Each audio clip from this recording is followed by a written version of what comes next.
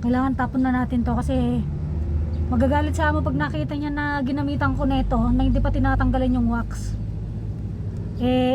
Hinapura ko ng ginawa. Madalian. So pag tinanong niya, sasabihin ko, oo, konti lang.